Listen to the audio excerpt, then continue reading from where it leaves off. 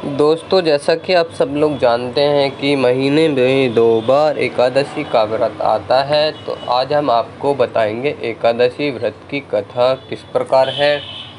एक बार की बात है, युधिष्ठिर ने पूछा, वासुदेव, फाल्गुन के कृष्ण पक्ष में किस नाम की एकादशी होती है? कृपा करके बताइए। भगवान श्री कृष्ण बोले, युधिष्ठिर, एक बार नारद जी ने कमल के आसन पर विराजमान होने वाले ब्रह्मा जी से प्रश्न किया, श्रेष्ठ, फाल्गुन के कृष्ण पक्ष में जो विजया नाम की एकादशी होती है, कृपया उसके पुण्य का वर्णन कीजिए। ब्रह्मा जी ने कहा, नारद, सुनो, मैं एक उत्तम कथा सुनाता हूँ जो पापों को अपहरण करने वाली है।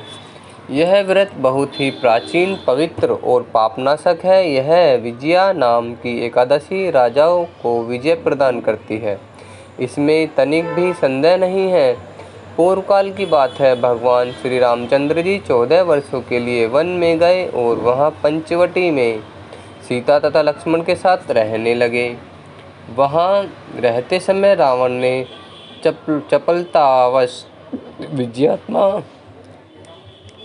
श्री राम को तपस्विनी पत्नी सीता को हर लिया। उस दुख से श्री राम व्याकुल हो उठे। उस समय सीता की खोज करते हुए वे वन में घूमने लगे। कुछ दूर जाने पर उन्हें जटायु मिले, जिनकी आयु समाप्त हो चुकी थी। इसके बाद उन्होंने वन के भीतर कंबंद नामक राक्षस का वध किया। फिर सुग्रीव के साथ उनकी मित्रता हुई। तत्पश्चात श्री राम के लिए वानरों की सेना एकत्रित हुई। हनुमान जी ने लंका उद्यान में जाकर सीता जी का दर्शन किया और उन्हें श्री राम को चिन्ह स्वरूप मुद्रिका प्रदान की। यह उन्होंने महान पुरुषार्थ का काम किया था। वहां से लौटकर वे श्री रामचंद्र जी से मिले और लंका का सारा समाचार उनसे निवेदन किया। हनुमान जी को यह बात सुनकर श्री गम ने सुग्रीव को अनुमति ले लंका को प्रस्थान करने का विचार किया और समुद्र के किनारे पहुंचकर उन्होंने लक्ष्मण से कहा, सुमित्रा नंदन, किस पुण्य से इस समुद्र को पार किया जाए? यह अत्यंत अगाध और भयंकर जल जंतुओं से भरा हुआ है। मुझे ऐसा कोई उपाय नहीं दिखाई देता जिससे इसको सुगमता से पार किया जा सके। लक्ष्मण बोले, महाराज, आप ही आदिदेव और पुराण पुरुष पुरुषोत्तम हैं। आपसे क्या छिपा है? यहाँ द्वीप के भीतर बकदालभय नामक मुनि रहते हैं। यहाँ से आधे योजन की दूरी पर उनका आश्रम है। रघुनंदन, उन प्राचीन मुनिवर से जाकर उनसे इसका उपाय पूछिए। लक्ष्मण को यह अत्यंत सुंदर बात सुनकर श्री रामचंद्र जी महामुनि बगदालभ्य से मिलने के लिए गए। वहां पहुंचकर उन्होंने मस्तक झुकाकर उनको प्रणाम किया। मुनि उनको देखते ही पहचान गए कि ये पुराण पुरुषोत्तम श्री राम हैं, जो किसी कारणवश मानव शरीर में अवतरण हुए हैं। उनके आने से महर्षि को बड़ी प्रसन्नता हुई। उन्होंने पूछा, श्री राम, आपका कैसे यहाँ आगमन हुआ? श्री राम बोले, ब्राह्मण, आपकी कृपा से राक्षसों सहित लंका जीतने के लिए सेना के साथ समुद्र के किनारे आया हूँ। मैंने अब जिस प्रकार समुद्र पार किया जा सके वह उपाय बताइए, मुझ पर कृपा कीजिए।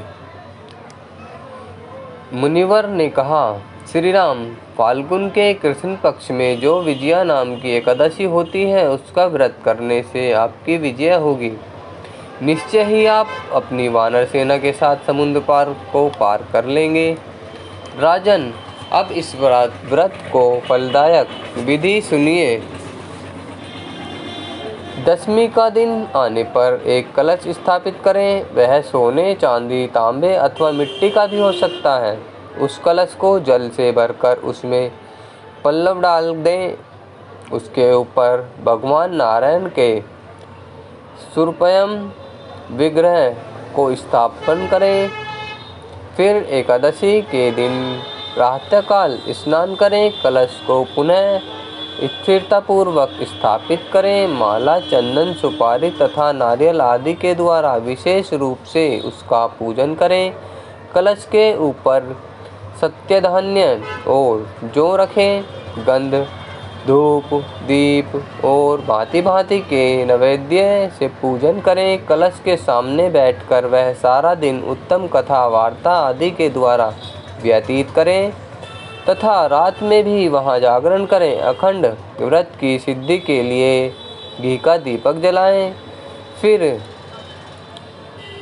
द्वादश के दिन सूर्योदय होने पर उस कलश को किसी जलाशय के समीप, नदी, झरने या पोखरे के तट पर ले जाकर स्थापित करें और उसकी विधिवत पूजा करके देव प्रतिमा सहित उस कलश को वेदांत ब्राह्मण के लिए दान करें। महाराज, कलश के साथ ही और भी बड़े बड़े दान देने चाहिए। श्री राम, आप अपने यथापतियों के साथ इसी विधि से प्रयत्नपूर्वक विजय का व्रत कीजिए, इससे आपकी विजय होगी। ब्रह्मा जी कहते हैं, नारद, यह सुनकर श्री रामचंद्र जी ने मुनि के कथानुसार उस समय विजया एकादशी का व्रत किया। उस व्रत के करने से श्री रामचंद्र जी की विजय हुई।